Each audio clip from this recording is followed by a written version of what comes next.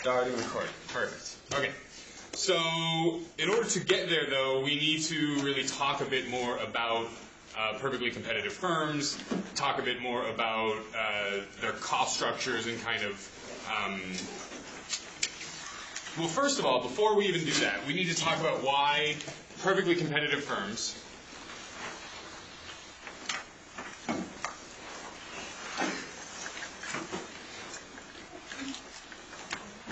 perfectly competitive firms.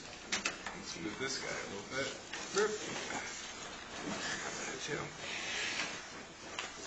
Why they are what we would say that they are price takers. And so the reasons for this are many.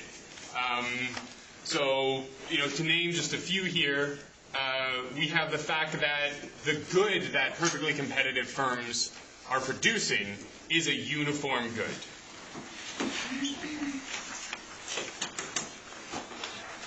So uniformity of goods. What do we think this means? It's a uniform good. What would be an example of a uniform good? Like chips, I guess, but there's different flavors of chips, right? Different amount of salt and flavonoids and not MSG at all, right? There's different amounts of stuff on them. So maybe not chips. Hummus, but again, some of them, some is more finer consistency, some's got the peppers in it, some's got pine nuts, right? So what's a product that uniform, there's not any differentiation between it? Water. Beautiful. Yeah, water. So just plain water would be a great example of a uniform good.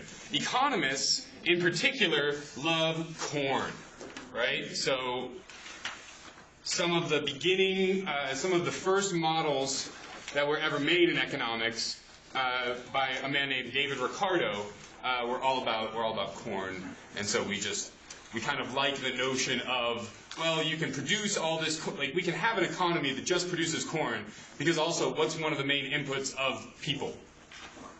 Like food, right? And corn, it's not the best, but, like potatoes, you can pretty much live off of it. So, uniform good of corn is kind of just our go-to example. We could say water. We could talk about gasoline, right? Like 87, if we get specific about, we're just saying that the 87 thing of gasoline, I don't care if it comes from Big Bats. I don't care if it comes from, King Soopers gas station somewhere. You know what I mean? Like, it doesn't matter to me, right? Gas is gas. It's a very uniform good.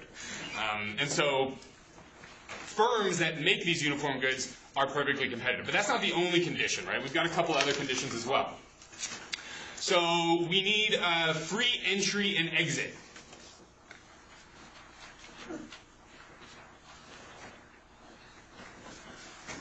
So free entry and exit, right? So what does this mean in terms of firms? It's easy to get into the market or get out of it. Exactly. So you don't have to pay for a licensure or something like that, right? Like in order to be a contractor in almost all the states, you have to pass an exam, essentially, like a series of exams that are very expensive and elaborate. And the reason for this is because they don't want houses falling on people and killing them, right? That's bad for the economy if your workers are dying. So there's certain industries where there's not free entry and exit, right? And usually we think there's good reasons for it. That's a very subjective kind of thing, though, right? Very normative. Okay, so free entry and exit, and then kind of going along with that is our low barriers to entry.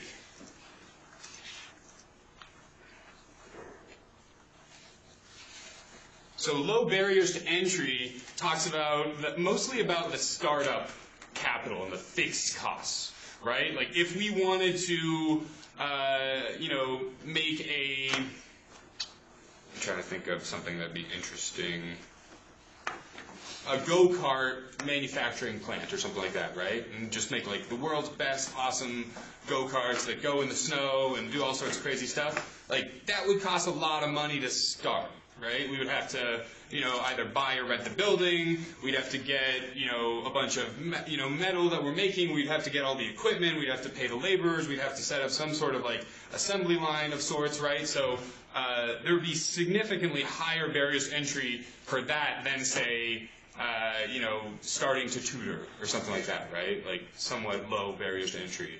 A lemonade stand, right? Like no barriers to entry. Anybody can just go out and buy lemons and sugar and make lemonade stand at the end of their street, right? So low barriers to entry, free entry and exit, a uniform good, and we're missing one important one here, which is perfect information.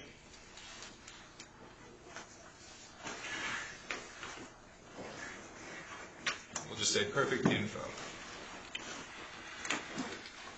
So perfect information, again, all of these things kind of go hand in hand, right? The fact, like, perfect information is talking about how firms cannot really hide either their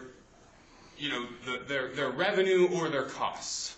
That, even if they do in the short term, right? Like, even if, say we've got two farms right next door, and one farm, figures out, using a better seed or using a new technology is going to get me more product. Because of the assumptions of perfectly competitive, because of our observations, the other farmer will figure that out, right? For whatever reason, this farmer will talk to his buddies at the bar about, oh, I switched to this and things are a lot better now, and word gets around town, right? And so there's a perfect access to information. So we have, in economics, we've got perfect information and imperfect information, right? Which is you only get a mixture of the story. Like when you're dating somebody at the beginning, it's always imperfect information, right? You're getting a version of them. You can never really, figure out exactly what's going on. So we assume that we have perfect information in perfectly competitive markets. We know what other people are getting for the product, and we know how much they're paying and kind of their processes. Okay, and this is going to come into play later when we're talking about the movement of supply and demand in these particular markets. Okay, kind of the adjustment that's going to happen. So we got to kind of tuck all these away, and then we're going to bring them up later as justifications for why things happen the way they do. So the dynamics of what's going to happen is very much determined by these characteristics of the perfectly competitive firm. Okay, so questions on these four characteristics. All right, moving on. So, being able to identify perfectly competitive firms by either their characteristics or by some of the markets will be an important thing and something that you guys will need to know for the exam. Okay. All right. Excellent. Moving right along. So now we want to actually graph this perfectly competitive firm, right? So in order to graph a perfectly competitive firm, we're still going to hang out in that first quadrant there, right? Just the positives. We only deal with the positives in economics. And what are we going to have on the axes now? We're looking at the cost curves for the perfectly competitive firm.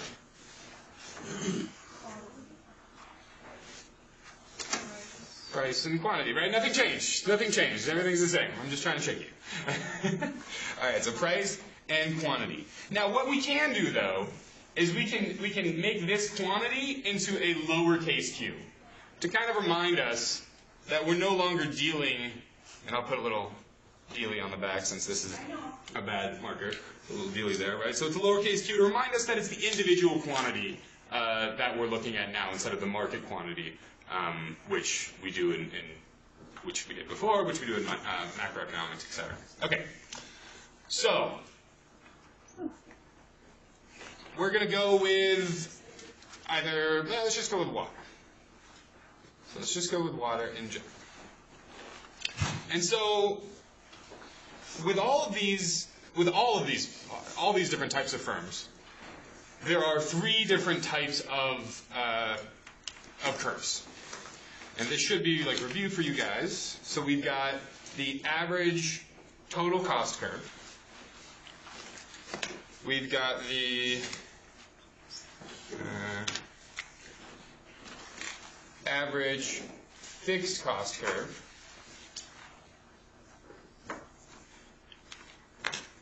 We've got the average variable cost curve. And then, last but not least, we've got the marginal cost curve. Actually, last and most. It's the most important one. All right, so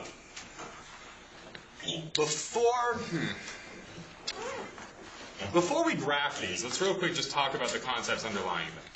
So at the bottom of the page here, let's move down a little bit. So when we're talking about a firm, we realize that there are fixed costs and we realize that there are variable costs, right? We realize that, at first when we start that go-kart plant, we have to, buy or rent the property and the factory, and we have to buy the materials. The materials are variable. We have to buy the machines, right? We have to buy all the welding equipment that we need. We have to buy all the wrenches and the balancing stuff for the wheels, right? So the fixed costs are almost always, it's incredibly rare that there are no fixed costs, implicit or explicit. So we almost always have fixed costs. And then the variable costs, okay, so fixed costs are defined as things that just don't change no matter how much we produce, right? So the fixed costs, it's the costs no matter the quantity. And I should probably use lowercase q there, right? Stick with my convention. And variable costs are costs that, as the quantity increases,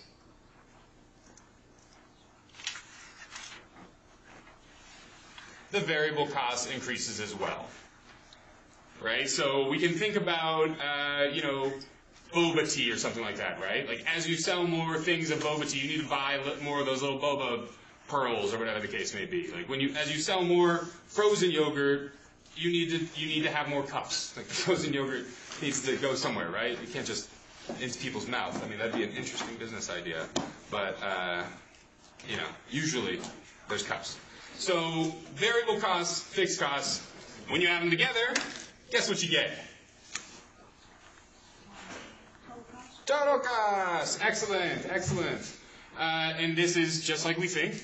It's the total amount that we're paying to produce quantity Q, lowercase q. All right?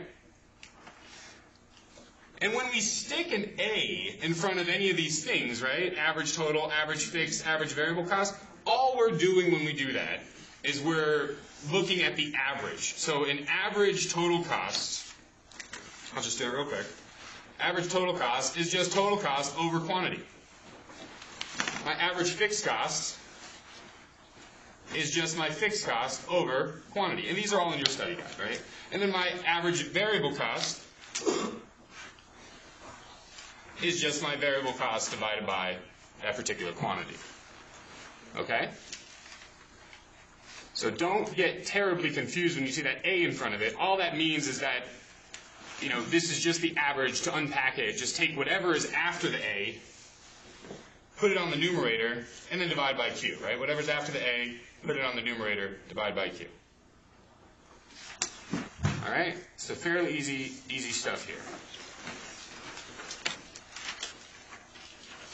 Our last one, the marginal cost, is, it's the trickiest, right? That's where we get into kind of, the beginnings of calculus-like thinking. And you don't need to know calculus for this class, but that's essentially what marginal cost is. So you're learning kind of a baby step of calculus in doing this.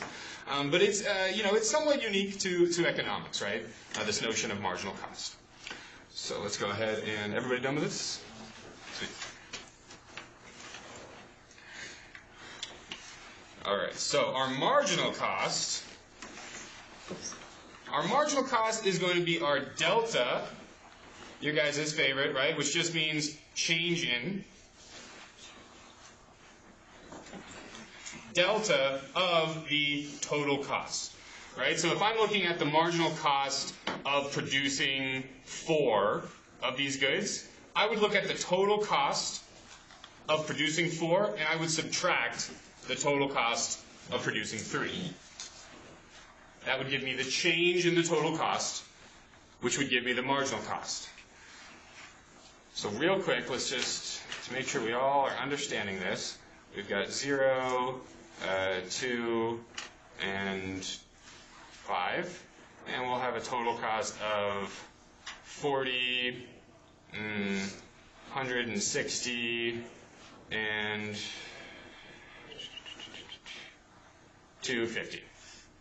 All right, so from this information, oh, actually, it's good that we did this example, because this is essentially a cheat sheet. This is only applicable when quantity is increasing by 1. All right, so the marginal cost is actually, so I made a small mistake, actually total cost, change in the total cost divided by the change in the quantity. Now, almost always that change in the quantity is going to be 1.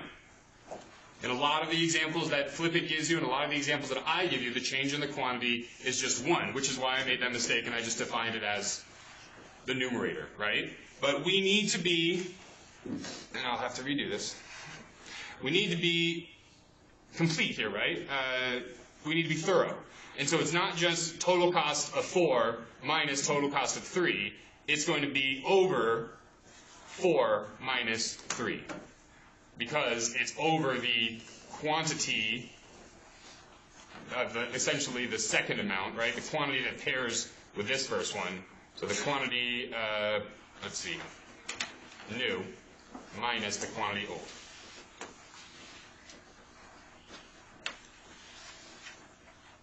So we're just using our new minus old on the numerator and the denominator, okay? Just the changing. So now, on your own, as a little bit of practice, go ahead and find the marginal cost at 2 and the marginal cost at 5. All right, and I'll give you guys 2 minutes until 11:20 to do that. So find the marginal cost at 2 and the marginal cost at 5.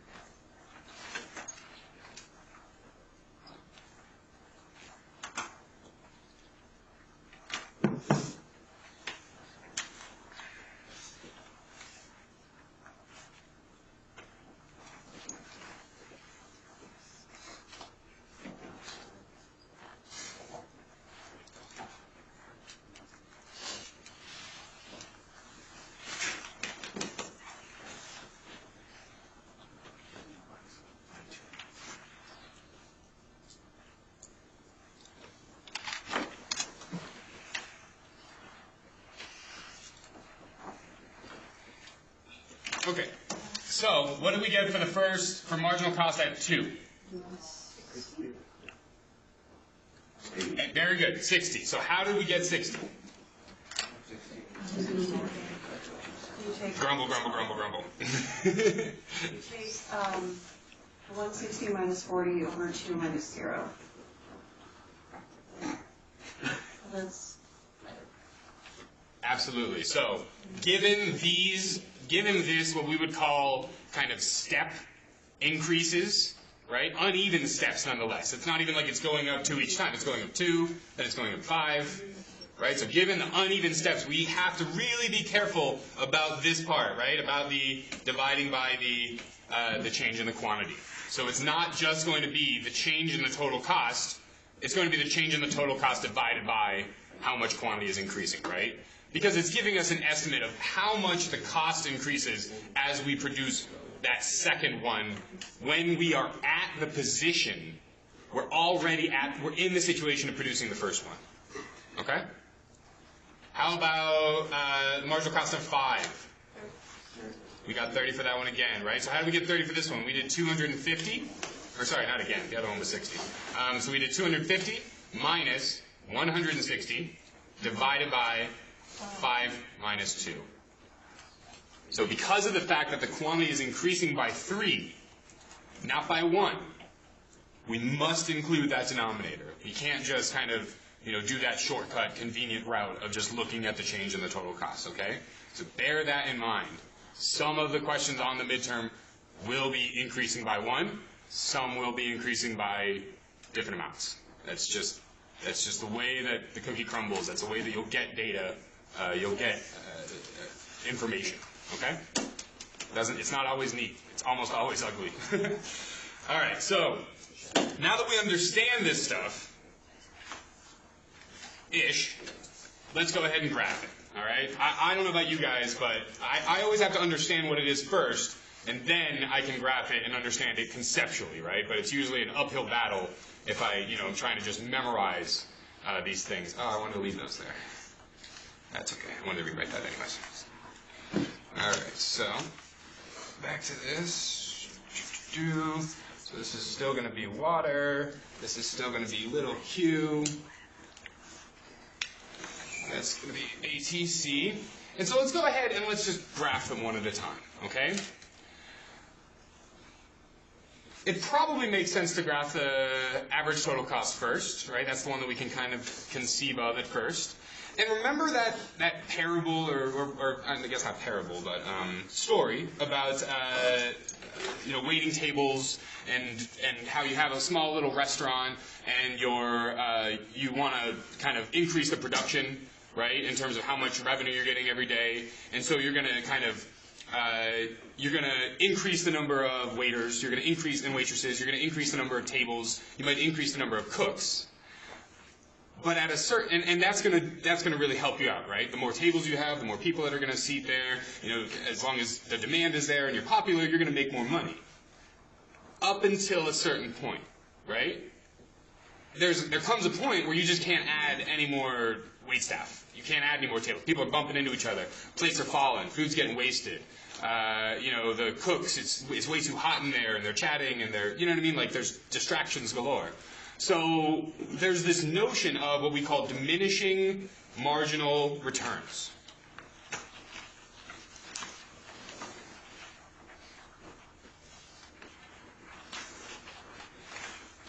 And you guys learned about this in Flip It. And it's this notion that, that's a terrible cue, diminishing marginal returns. And it's this notion that while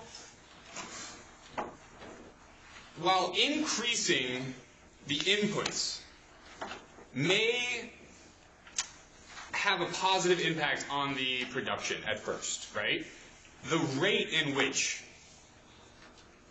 increasing inputs affects the production is decreasing. So you hire Paul, and Paul starts working, and he increases the number of, pitas that are sold. Let's say it's pita pit. The number of pitas that are sold by 7.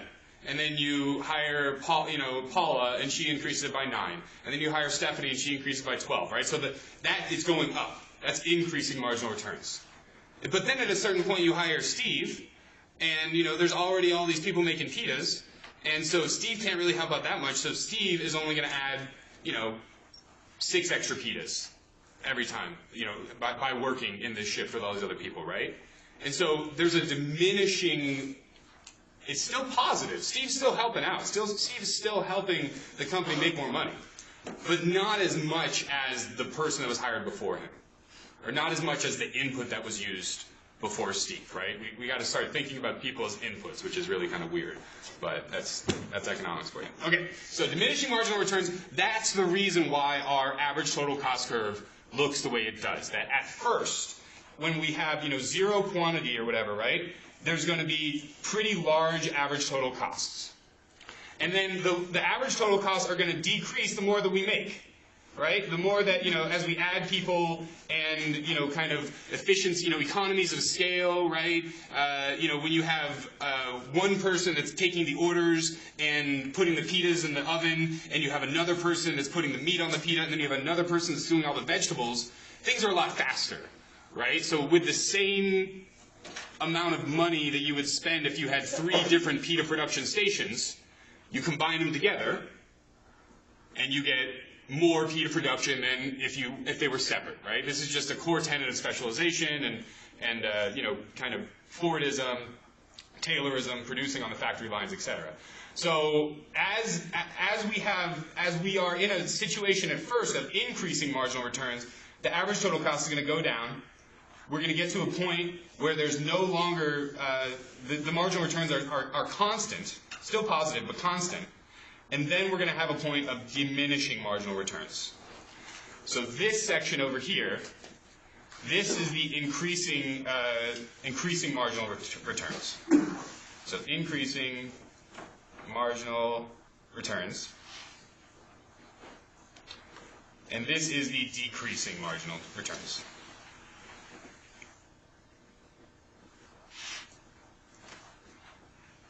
We also see this sometimes abbreviated as DRS, decreasing returns to scale.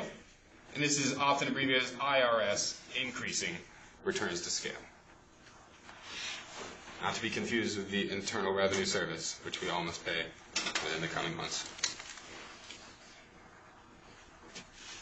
So in any one of these, we have a section of it where as we increase production, as we go from this point to this point, the average total cost is decreasing.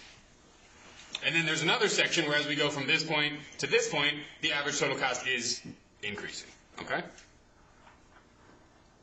If this isn't clicking yet, that's okay. I have a video online, and I'll make another video about this, because it's really important to understand how production kind of matches up with costs and how our assumptions dictate the shape of this curve. Okay, so that's our average total cost curve. There's a section along it where we add quantity produced, and we're gonna kind of be better off. And the more we add, the more better off we are. And then there's a section where we start kind of hitting a wall, right? We have these fixed costs. We only have so much space for the tables and the waiters to operate. Okay, so this is our average total cost curve, ATC. The next one is probably the easiest one to understand, is our average fixed cost curve, right? So we know that the fixed cost is constant, right? It's fixed. So like a fixed cost, where should we put this? Probably down here. The fixed cost is going to be a particular number. So let's just say right now it's 10,000. And this fixed cost is going to be 10,000 if we are producing nothing. It's going to be 10,000 if we're producing 100 units. It's going to be 10,000 if we're producing 100,000 units, right? It doesn't matter. That's the nature of the term. It's fixed. So the fixed cost, the average fixed cost curve, since the average fixed cost is just the fixed cost divided by the quantity, since the only thing that's increasing on this graph is the quantity, that means that the fixed cost is going to start out somewhat large, and it's just going to gradually get smaller. Does that make sense to everybody?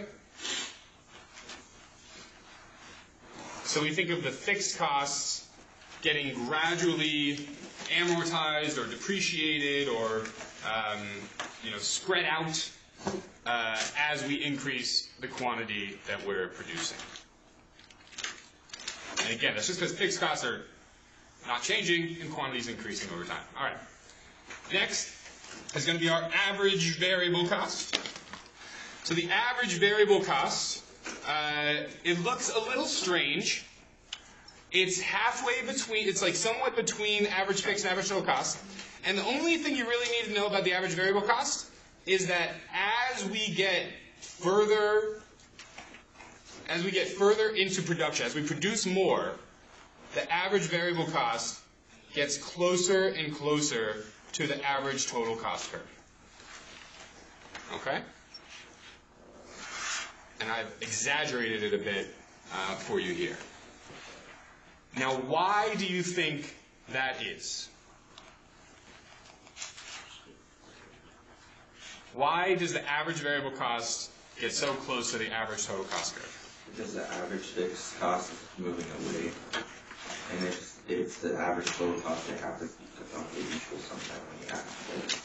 Very good, very good. So for those of you that couldn't hear, it's because of the fact that the average fixed cost is going away, right? It's approaching zero at an alarming rate. It's getting smaller and smaller and smaller. And these two things must add up to make the average total cost, right? The blue and the orange have to add up to make the average total cost. Like if this was 16 and this was 4, this would have to be 20. By definition, right? Like if remember we had TC equals VC plus FC. go ahead and divide everything by quantity. Divide both sides by quantity. You'll end up with average total cost equals average variable cost plus average fixed cost. So the average total cost, actually, the average variable cost gets closer to the average total cost as a result of the average fixed cost disappearing. Questions on that? That's an important characteristic of these guys. Awesome. Our last one, and then, can't quite go to Kahoot yet, unfortunately. But our last one is going to be our marginal cost curve. So that's why I saved the red. And the marginal cost curve looks like a Nike swoosh. So it starts out, let's see here, somewhere here, and it goes down at first for a small little section, and then it starts to go up. And the important part about the marginal cost curve is that it's going to cross the average total cost curve at its smallest value, at its lowest point, right? So at the bottom, where we'd put a drain. If this was a bathtub, and we put a drain, right, to get all the water out, that's where it's going to cross, at the lowest point. Marginal cost. So why is it so important that the marginal cost curve crosses through the average total cost curve at its lowest value? Think about what's going on before that intersection. When we're over here, what do we know is happening with the average total cost curve? There's increasing returns to scale, right? So that means that if I produce another thing, my costs are going to go down. My average total costs are going to go down. Total costs are always going to go up, right? No matter how much, you can't produce anything for free. You can't produce anything for a negative amount of money. So total costs are always going to go up. But when we're in this section, the average total cost will decrease. Okay? So it's lowering what we're paying for every product, if we were to kind of look at it that way, by producing more. And so that's why the marginal cost is always below the average total cost curve on that side, right? Because the marginal cost is just telling us, well, what is it going to cost to produce just one more of those things? And so having the marginal cost curve be below the average total cost curve signals us that, well, the marginal cost curve is, that's only, I don't know, what's that, 14 on our graph here, something like that, right? So that's only, 14, and my existing average total cost is, let's say that's 21. So by adding one more, my total costs are only going to go up by 14, and my quantity is going to increase by 1. So that average total cost is going to go down. That's what that marginal cost being below the average total cost is telling us. It's telling us that by adding another one, this is going to lower the average total cost. This is going to help spread out what each unit costs to you. And then hopefully you'll be able to sell it for the same amount of money. So we want to get to this point. This is a very important point, not just in perfectly competitive markets, especially so in perfectly competitive markets, but it's an important point for all of the different firm structures that we're going to be talking about in the rest of this class. So, very quickly, it's not Monday, which is good, because there's some stuff on here that we haven't got to yet, although I'll put some videos on the consumer surplus and producer surplus stuff. So I guess we'll just jump into the Kahoot, right? I got one question. Yeah. What is that? Say what that ADC equals ADC plus what? AFC. Sorry, yeah, I'm getting used to these lights. AFC. Average fixed cost. Yeah, so if we go ahead and, here, just real quick, it'll take a few seconds. Total cost equals variable cost plus fixed cost. Ah, that stupid glare. If we divide both sides by quantity, then remember this trick? If we divide, if it's like x plus y over 7, then we can like loop, remember both of these, right? And this ends up being x, okay, good, you can see. This ends up being x over 7 plus y over 7, right? So same kind of thing is going on here. We're just going to kind of be loop this guy, so then we end up with TC over Q is equal to VC over Q plus FC over Q. And hey, we know what those are, right? Those are just all our definitions for average total cost, average variable cost, and average fixed cost. So, but be able to do that, be able to manipulate these formulae, given, like if I give you the average fixed cost, and I give you the average total cost, and I give you the quantity, you should be able to tell me what the variable cost is, right? I've given you all of the elements in this equation. So be able to, and like when you're studying, you might want to like just make up sample problems for your friends and solve each other's stupid little problems just to make sure that you can manipulate the algebra and also plug and chug these values because that, again, that will be tested, will be on the midterm. This graph, this cost structure is very, very important and will be on the midterm. So please ensure that you understand and you know why they are the way they are. You remember that the AVC gets closer to the ATC. You know that the marginal cost crosses at the bottom of the ATC. And you know that the average fixed cost is approaching 0. Okay? I know there's a lot today. Questions? All right, Stuart Canute. Oh, real quick though, I'm going to add a question about how did you like the whiteboard compared to, or how did you like the doc cam compared to the whiteboard? What do you prefer?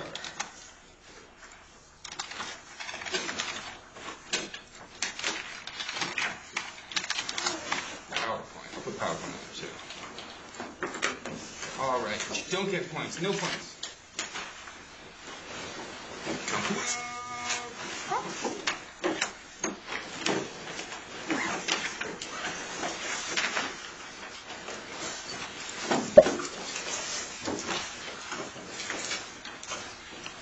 Good luck.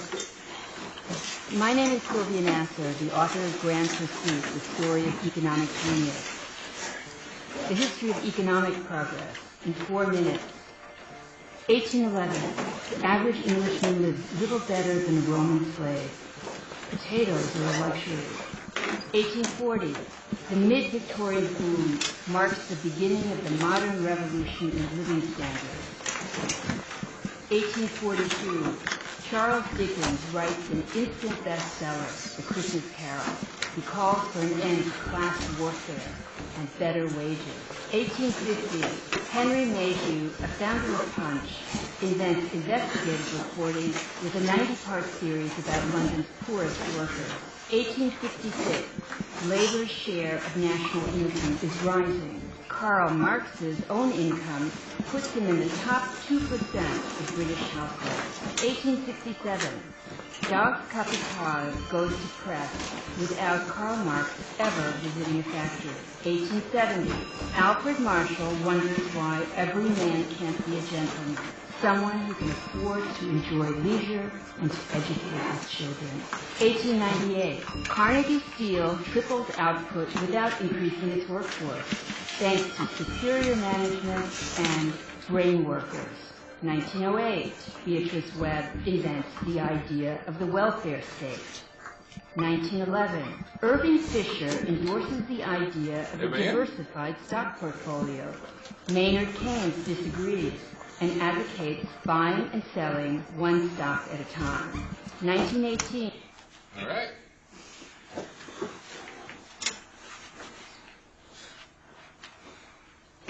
Which of the following is most variable input in your production of romantic partners? Variable costs, variable inputs, or fixed inputs. This is the questions on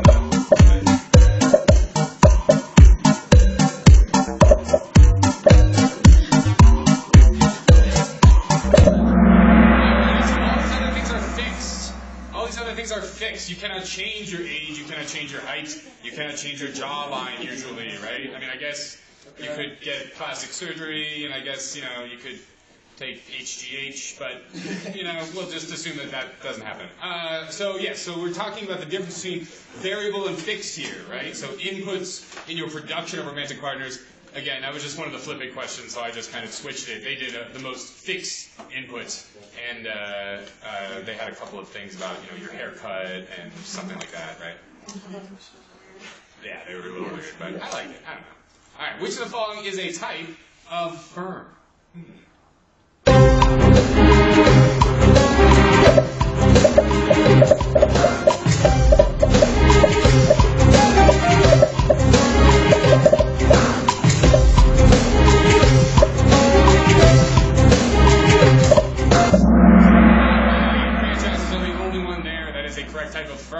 Sole proprietorships are a thing, but sole propeller ships, unfortunately, are not. They only exist in my dream. Yes, propeller ships that run on soles. Kleptorations is, I guess, a derogatory term for corporations. And then vestibules, well, that, you know, that, I don't know why anybody picked that. So franchises. Franchises are the correct answer here, right? We've got corporations, sole proprietorships. We've got... I mean, there's all sorts of different corporations, right? You've got limited liability corporations. We've got partnerships. No, government's not a firm. Nope, nope. So firms are specifically entities that exist to make profits, right? Yeah. So even, you know, like nonprofit and co-ops are kind of iffy in the gray zone borderline, but definitely not the government. The government exists according to a whole different paradigm. All right, Jade in the lead. Shane in second. Amanda, our leader, is in third. Total output divided by number of workers is what? The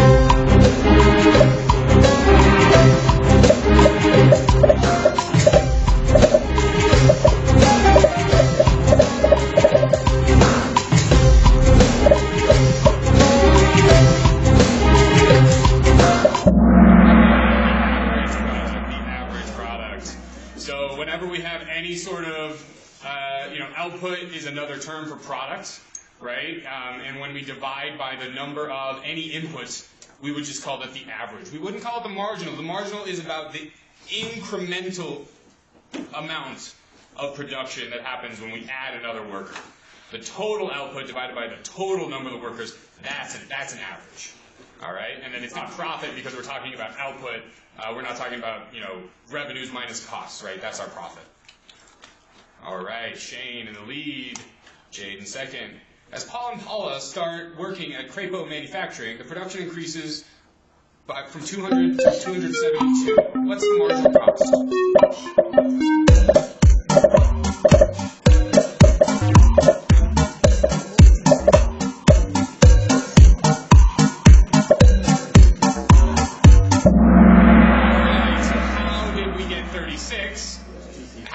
Only a few of us get 36. It's two people. It's two people. So we had to take 72 and divide by two people, right? So I warned you guys. I warned you. Hey, at least you did it here and not on the test, right? It doesn't, you know, it doesn't really count for nothing. So make the mistakes here, learn from them, and hopefully it'll stick for next week.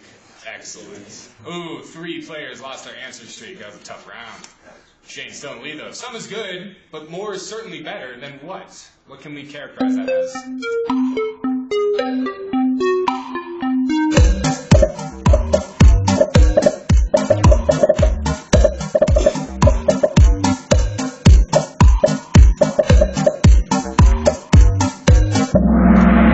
Alright, so you're experiencing increasing marginal returns.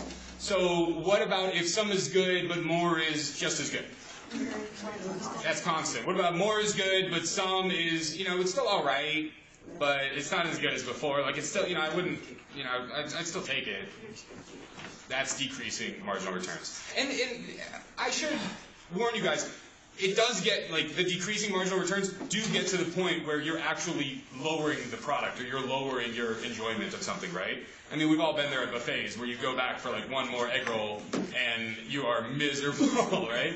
Like, not only did you only, instead of only increasing it by a tiny little amount, you know, your happiness or utility, you've decreased it now because you stuffed yourself more. So, same thing with the waiters and waitresses in the store, right? Like, if we add so many that they're bumping into each other, they might drive business away. All right, Shane's still in the lead. Leighton adds 9 units of production when hired. Edwards is hired and adds 7 units of production. What's happening?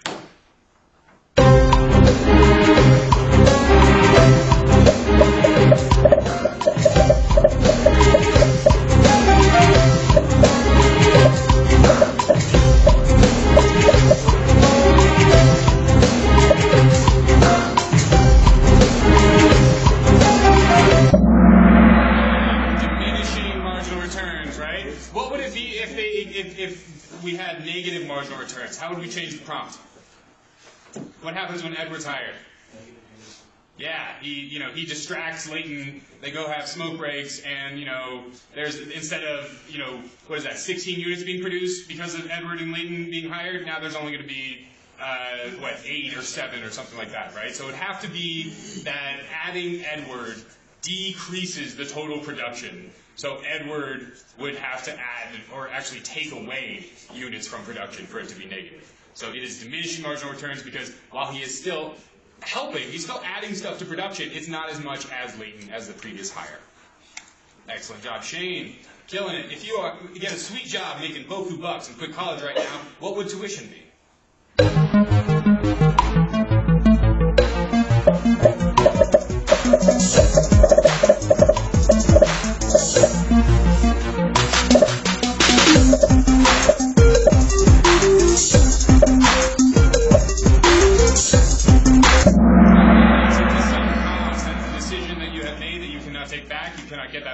We are past the withdrawal deadline. So if you making that optimizing decision about your life in the future say, screw it, it's best to just leave right now and go work, on the oil fields, or, run away to a foreign land and work there or whatever, right? That's fine. But you're not going to be able to get that tuition back, and it's a sunk cost. And as economists, we think that people consider sunk costs way too much. You can't go back and unpay that tuition or unsign up for school. So you should be looking forward into the future and trying to optimize things with the choices that you actually have. So when there are sunk costs like your tuition or something like that, you're supposed to try and leave that out of your analysis, both as a firm and as an individual. Very hard to do. Very hard to do. All right. 3 left. We got this, the news one, and then a feedback. As output increases,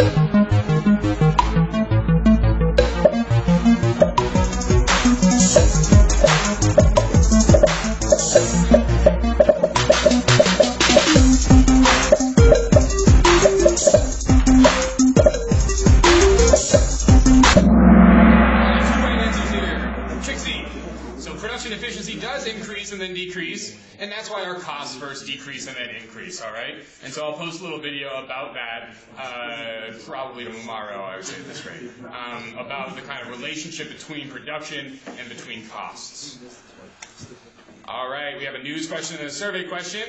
The British government is in discord. Oh man, I watched their parliament the other day. It was hilarious. Regarding what? It was great. It was glorious. I was like, why can't our Congress be like this?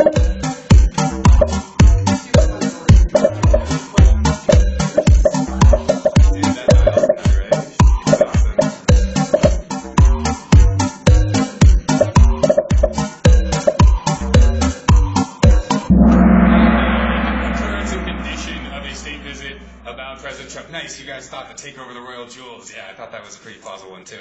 All right, nobody said that. And then, yeah, that was interesting. That just happened last night. Iran's like, we're not going to use dollars anymore because we're upset about the ban. And America's like, okay. Yeah, so, I don't know. So it's the occurrence and condition of it. And that's all we'll say. All right, which do you prefer between the different methods of conveying lecture material?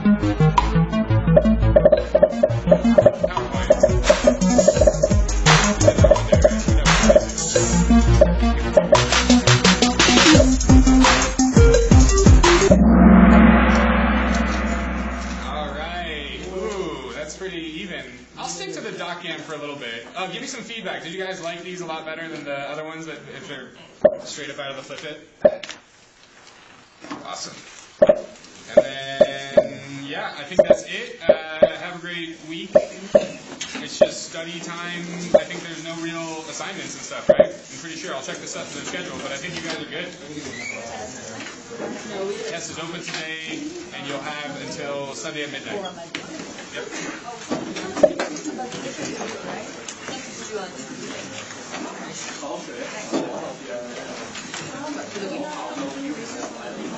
That's fine. Somebody else did, and I forgot to mention it. Who did that about the price elasticity of cattle?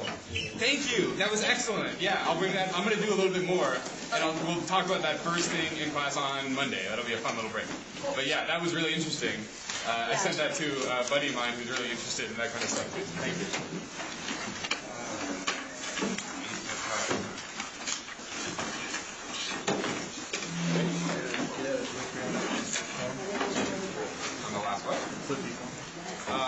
Yeah,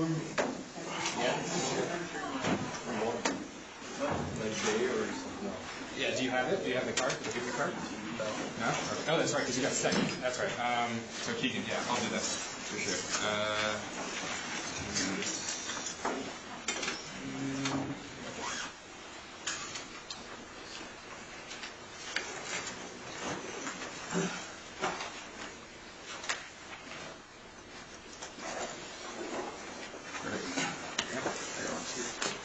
Awesome. I got it.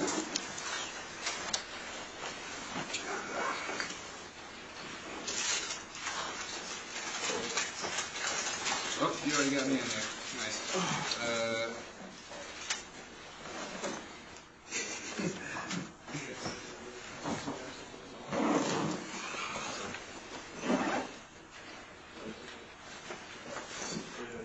Hey, quick question. When you're your office hours? So they are. So it's Monday afternoon, Wednesday morning, and then like Tuesday all around. Hold on, I want to stop this recording thing.